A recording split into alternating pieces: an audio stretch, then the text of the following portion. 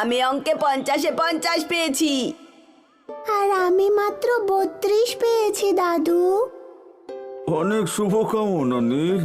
ঠিক আছে নায়রা। না, ঠিক নেই। আমি নীলের মতো 50-এ 50 পেতে চাই, যাতে তুমিও আমাকে অভিনন্দন জানাতে পারবে।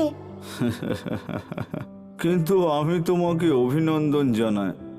না না না, কিন্তু আমার আরো বেশি নম্বর চাই।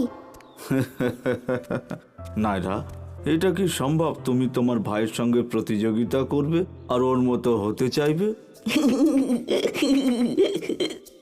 ঠিক আছে, তাহলে তোমাদের একটা গল্প শোনায়। ইয়ে, স্টোরি টাইম।